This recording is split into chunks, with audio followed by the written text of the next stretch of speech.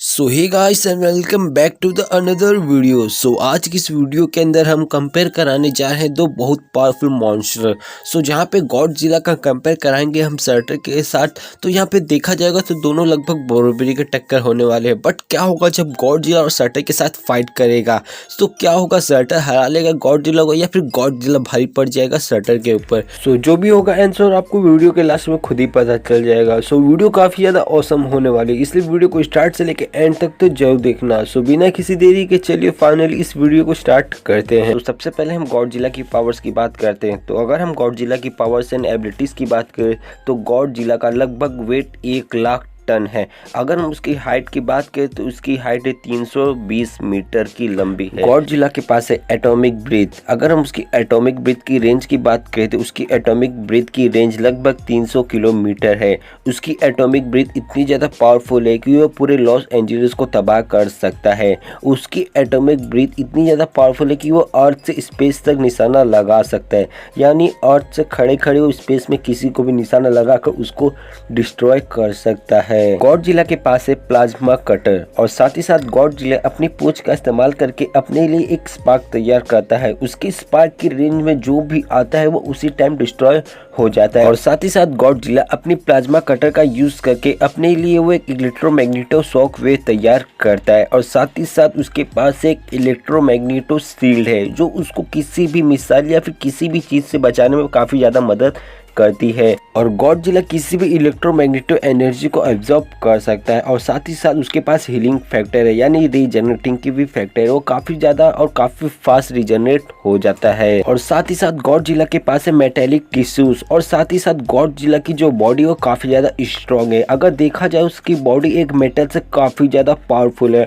और उसकी बॉडी की मजबूती के कारण उसको कमाल की ड्यूरेबिलिटी मिलती है। और साथ ही साथ इसके पास एक कमाल की एबिलिटी एनर्जी कन्वर्जन। ये किसी भी एनर्जी को कन्वर्ट करके खुद को हील करता है, यानी किसी भी एनर्जी को इसके पर अटैक होता है वो उसको यूज करके खुद को ही हील कर लेता है। और साथ ही साथ जो ये अपने बॉडी से एनर्जी छोड़ता है उसका टेम्परेचर इतना होता है कि लगभग आप मान लीजिए सन के जो कोर होती है उसके बराबर इसका टेम्परेचर होता है, जो ये खुद को अपनी बॉडी से एनर्जी को छोड़ता है। और साथ ही साथ गॉडजिला के पास एक और एबिलिटी, जब वो चिल्लाता है तब वो उसकी मुंह से कुछ ऐसी एनर्जी यानी कुछ ऐसी रेडिएशन प्रोड्यूस होती है, उसकी रेंज में जो कोई भी आता है वो उसी टाइम डिस्ट्रॉय हो जाता है। और साथ ही साथ गॉडजिला को आप कहीं पे भी ट्रैक नहीं कर सकते, यानी आप गॉडजिला को ट्रैक तो कर ही नहीं सकते, चाहे आपके पास कैंपस हो या फिर आयरन मैन या फिर साइबर की कोई भी टेक्नोलॉजी हो, आप गॉडजिला को ट्रैप नहीं कर सकते। और साथ ही साथ गॉडजिला अपनी पूंछ का यूज करके वो अपने पूंछ को एक वेपन के रूप में भी कन्वर्ट कर सकता है। और साथ ही साथ गॉडजिला रेडिएशन भी प्रोड्यूस कर सकता है। और उसके पास ट्रांसफॉर्मर की भी एबिलिटी है, यानी वो अपने आप को गॉडजिला से गॉडजिला अर्थ में ट्रांसफर कर सकता है। और गॉडजिला और जो उसका काफी ज्यादा पावरफुल फॉर्म है, हमने इस वीडियो में उसी को लिया। और साथ ही साथ ये सारी पावर्स गॉडजिला अर्थ की थी। तो अगर हम सर्टर की पावर्स एंड एबिलिटीज की बात करें तो देखिए सर्टर एक पावरफुल विलन है जो हमें थॉर द रैग्नारोक की मूवी के अंदर देखने को मिला था। उसकी पावर का अंदाजा हमें तभी चल गया था जब उसने ओडिन के साथ फाइट किया था। इससे आपको पता चल जाता होगा कि सर्टर कितना ज्यादा पावरफुल है कि उससे ओडिन जैसे कैरेक्टर फाइट किए हैं।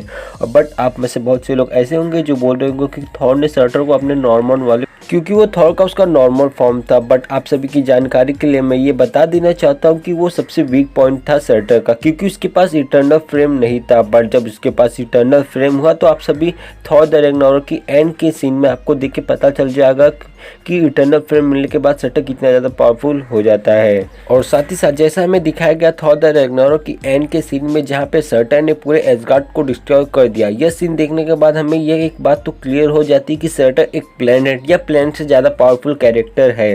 सर्टर किसी भी टाइप के वेपन को क्रिएट कर सकता है, यानी अपने वो लिए वो किसी भी टाइप के वेपन को क्रिएट कर सकता है। और सुनने में आया है कि सर्टर ने ओडिन के भाई को मारा है। और साथ ही साथ सर्टर एक फायर का डीमन से, इसलिए वो किसी भी टाइप के फायर को कंट्रोल कर सकता है। और साथ ही साथ सर्टर के पास एक वेपन है जिससे वो फायर भी छोड़ सकता है। और साथ ही साथ इसी वेपन के साथ उसने एसगार्ड को अपने एक फाइट में लगभग नॉकआउट कर दिया था। और साथ ही साथ सर्टर कई सालों तक बिना खाए पिए फाइट कर सकता है। और साथ ही साथ सर्टर के ऊपर किसी भी टाइप के वेपन का असर नहीं पड़ता। और सर्टर इमोर्टल, और सर्टर के पास superhuman strength, superhuman durability, agility, heat vision, side shifting, shape shifting, telekinesis, teleportation जैसी कई सारी पावर्स उसके पास आती है। तो ये सारी पावर्स हो गई सर्टर और गॉडजिला की। सो अब हम फाइनली बात करते हैं कंक्लूजन से हमें ये पता चलेगा कि कौन होगा इस फाइट का विनर। सो अगर हम कंक्लूजन की बात करें यहाँ पे, अगर मेरा पर्सनल ओपिनियन देखा जाए तो इस फाइट का विनर का अनाउंसमेंट मैं करूंगा गॉडजिला को, क्योंकि देखा रहा गॉडजिला के पास इंटेलिजेंट है। और बात करें सर्टर की तो देखा रहा सर्टर बहुत ज्यादा पावरफुल है,